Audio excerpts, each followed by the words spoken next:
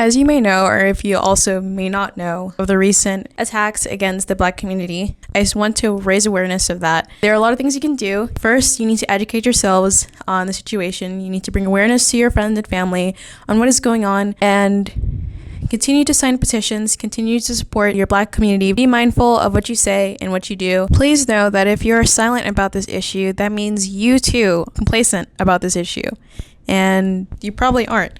So please speak out, be heard, and do everything you can for those who can't speak for themselves. I'm going to be telling you where I decided to go to college and the reasons why I didn't choose the schools I didn't choose and why I am choosing the school that I will be going to. Oh gosh!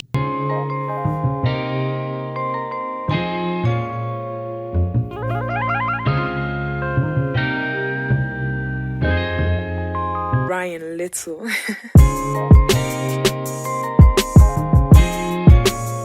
So if you couldn't tell, I graduated high school. Thank you. I know. I'm very late to filming this video, even though I actually did film this video. This is my 5th time attempting to film this video. And ultimately, it's like a whole series of unfortunate events, if I'm being honest.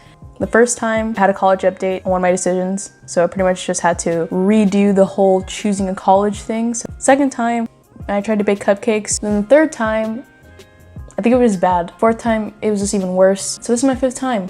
So if you know me, you know where I'm going to college already. I'm just hoping this helps those of you who are going to go to college when you do the whole application process and you decide what school you want to go to. I should probably share the criteria that I essentially used when I was deciding which schools I didn't want to go to. These were the same criteria that I actually looked at when I was applying to these schools. There's 5 things I pretty much looked at. The first being major. I ultimately want to study computer science, so primarily I applied to the colleges that I did for the computer science program. Secondly was location. Now, I live in Florida.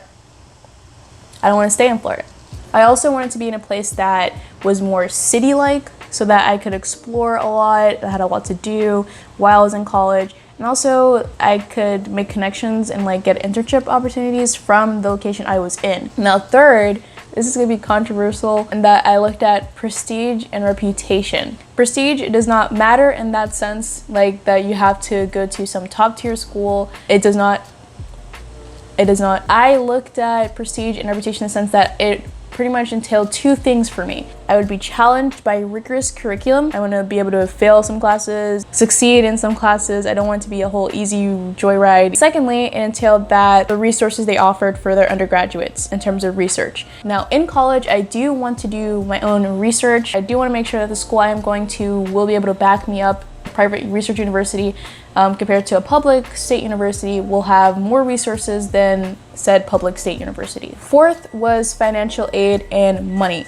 I wanted to make sure that the school I was looking at would give me a good financial aid package. I didn't really want to take loans. My parents would be able to easily finance my education. Lastly was campus life. The scene on campus, how the student body's like, how the traditions are like, how campus life is, the clubs, organizations, even the housing. I had to make sure that I was considering a place that I could see myself fitting in with the people there.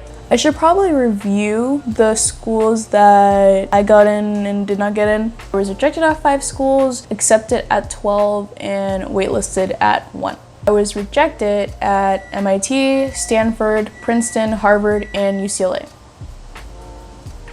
I was accepted at UPitt, University of Maryland College Park, UMass Lowell, RIT, Drexel, Florida Tech, UF, UC San Diego, Northeastern, Georgia Tech, Carnegie Mellon, and UC Berkeley. I was waitlisted at Columbia. However, I got off the waitlist at Columbia, so Columbia was back on the table. Happy it was back on the table. So yeah, now let's actually get to eliminating. So the first schools that I decided to eliminate were the safety schools. Those schools were Drexel, UMass Lowell, and Florida Tech. The name entitles why I eliminated these schools first off. Since I did get into more of a, higher up schools that had more of what I wanted in my ideal school. I didn't need to go to my safety schools. Now we're entering match school territory. I did a whole other round of eliminations and I eliminated 3 other schools next. RIT, UPitt, and UMD. These schools have an average to good city scene. They also have pretty good programs and curriculum with my major, especially UMD and UPitt. Those are actually really good computer science schools. My computer science teacher, sophomore, freshman year, went to UPitt for computer science and they work for Amazon. So UPitt go off. I also received pretty good financial aid offers from these schools. However, I ultimately decided to eliminate all these schools because they pretty much didn't match up to the other schools that I was considering and I did have options for. Next, I decided to eliminate my hometown school and that was UF. The good thing about it is I get Bright Futures. Now, Bright Futures is a scholarship program in Florida, which basically guarantees Florida high school students pay like full tuition for any Florida school as long as they meet a certain academic standing, which isn't that hard to meet by the time you are in your senior year. That would pretty much alleviate a lot of the tuition. And then a lot of people I know are going to UF. However, I'd be stuck in Florida. That's a pretty big deal breaker for me. It's not really someplace I'd imagine myself to be in. I also wouldn't be able to pursue my research to the extent that I would have wanted to. It just wasn't the place for me. I know a ton of people who are going and it's an awesome school, but it's just not where I should be. The next school I decided to eliminate was UC San Diego. Cali vibes. Now, UC San Diego is close to Silicon Valley in that it's in California. So I could totally see myself with a lot of internship opportunities and like advantages from the location itself. Silicon Valley is a tech hub and I want to do computer science, so that's literally perfect. And its reputation as a school overall is pretty strong, especially for a public university. It's literally on par with that of UC Berkeley and UCLA and the UC system. However, it gave me no financial aid. That was expected. UC schools don't give out-of-state applicants any money. And they also didn't declare me with a major, so ultimately I decided not to go to UC San Diego. All right, now the next school I eliminated was actually the perfect school, Northeastern. A lot of research opportunities for me. They have a pretty strong computer science program. I've also been to Boston / Cambridge, and I absolutely loved it. I loved it. The subways were awesome. That was the first time I rode a subway, and I thoroughly enjoyed my experience going Zoom on the train. They had an absolutely amazing financial aid offer. I'd pretty much be paid to go to their school. I don't know if I did the numbers right on that. I swear that they had the best financial aid package out of all the schools that I got accepted to. So thank you, Northeastern, for all that. I'm glad you think I'm worth that. It's an amazing school. I mean, their mascot is a husky. I love huskies. I want to get a husky. However, they were just opportunities I really couldn't pass up, even compared to Northeastern. Next school, home of the bees. Next school eliminated was Georgia Tech. Atlanta is a very metropolitan area. It has a lot of connections and internship opportunities, and they're a pretty nice city. So there are some things to do in Atlanta, even though it is in the South. Like that South. The computer science program at Georgia Tech is also really good. It's also a top-tiered school, so I wouldn't be worried about not being challenged or not having the resources that I need to do the research that I want to. But their financial aid package was not as strong. I wouldn't be having to pay $30,000 for my first year. Wow, I'm just flying by these. Now we're getting into the final 3. At this point, I'm not really gonna eliminate. I'm just gonna talk about what I liked about each school, what probably I didn't like. Andrew Carnegie, one of the richest men of his time, a philanthropist at heart, so much so that he decided to make a school. Okay, now Carnegie Mellon is in Pittsburgh. Plus, it snows. It has a really unique culture there. It's not really East Coast, but it's not mid vibes or rural vibes either. It is kind of like a little bit of a tech spot. They're ranked #1 in the nation for computer science, which is awesome. I can't believe I got to their computer science program also. Like, that's insane. I feel very validated. I'm a real coder. And they also have a major specifically for artificial intelligence. I should have said this before, but I do want to be an artificial intelligence / machine learning engineer. They're like one of the only institutions to actually have a specific major for artificial intelligence, which could really help me get connected to companies, Google, Microsoft. They also were pretty generous with their financial aid package, something that my parents could meet pretty easily. It is also a top-tiered school as well, so I know my limits are going to be pushed, and they're a private research institution, so I knew I would be able to do the research that I wanted to pretty easily.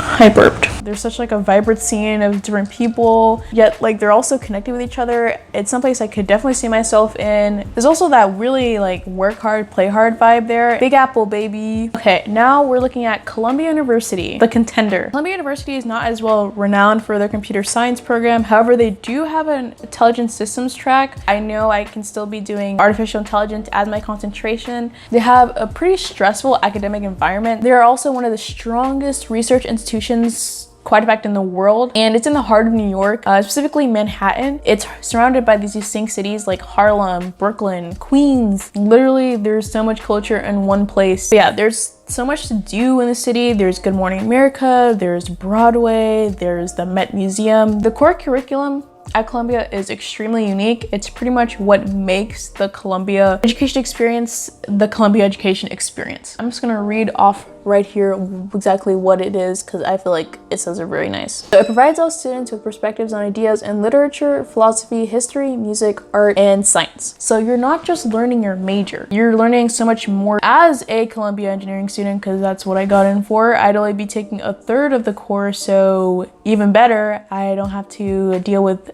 so much of the liberal arts scene, but I still get that piece of liberal arts. And you're pretty much just asking questions about like the human experience and just understanding like what makes us human. And not gonna lie, it's pretty deep. I think that's pretty deep. The community. There's literally people from all different walks of life. Literally Madison Hughes going there. If you don't watch Disney Channel, you're not gonna get that. Literally, I grew up watching her on Bizarre Park, and now we're literally gonna be able to go to the same college together.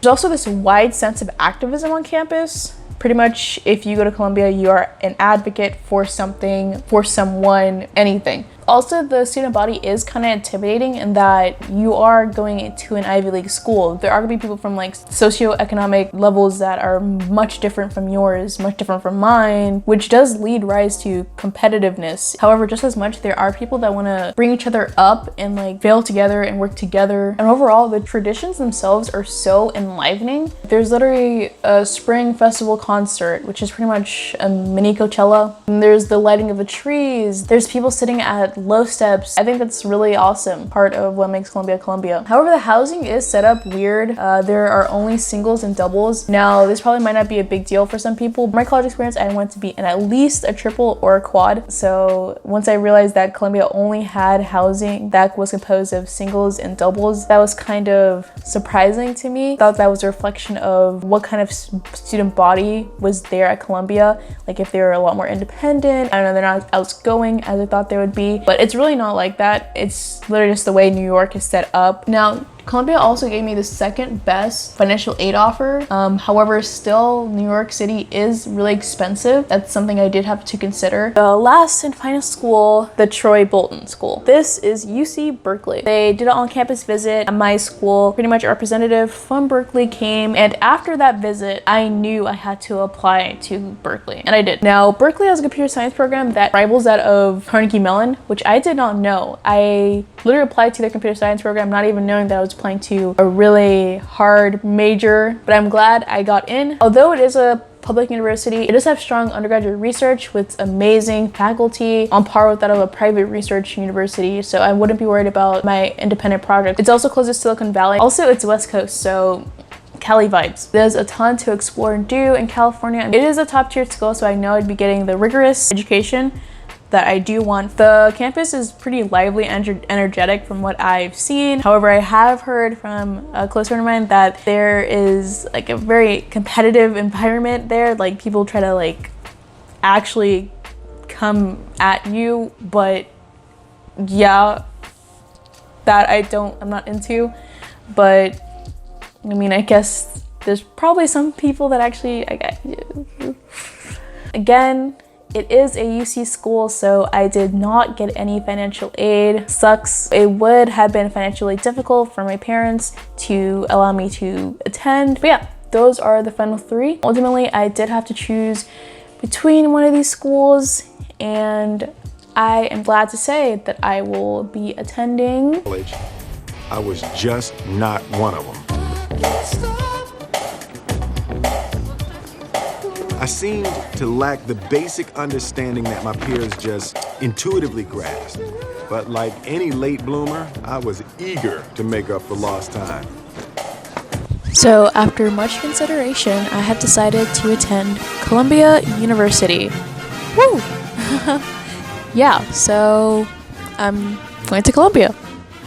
If you want to know, before I found out I got off Columbia's waitlist, I actually committed to one of these other schools, and that was Carnegie Mellon University. At first, when I found out that I was accepted off Columbia's waitlist, I was ecstatic. And then I started thinking about it. I had already found a place for myself at Carnegie Mellon, and I had put myself into this bubble for Carnegie Mellon to the point where I couldn't even consider Columbia as an option. I had roommates at Carnegie Mellon already. I had a plan set out for my next 4 years there, so it was a hard time. I would think like, how hard of a decision is that? But now I realize it's not that easy. Once I realized I was putting myself into this bubble for Carnegie Mellon, I realized that I need to open my mind up so I can freaking find out if I actually want to go to Columbia or not. And so I did, and I realized that I just love Columbia. I am excited to go there for the next 4 years. I'm excited to be in New York City. I have an amazing roommate. Rona, you better not ruin this roommate. But yeah, I do plan to keep up this YouTube thing, hopefully in college. In the 10 weeks since posting my last video, I debated a lot about whether I do actually want to make videos after that decision post. I realized I do need to share my story. Who cares if I make good content or not? I think the best way to do that is through YouTube, because starting a blog on Tumblr is pretty hard. I don't have the aesthetic for that. But yeah, I hope to, vlog my Ivy experience, show you what it's like to go to an Ivy school. Ivy League. I'm sorry. I'm sorry. I'm so sorry. Although I had already set out to go to Carnegie Mellon, the fact that I'm now going to Columbia University, I actually feel a lot happier. I will say this. I'm really ecstatic about going to Columbia. I think that's the right place for me to be at, and I'm excited to see what I'll be able to do there. That's it for the video. I swear I don't miss you at all, and I barely still remember who's in the pictures on my walls. No, I can't recall your scent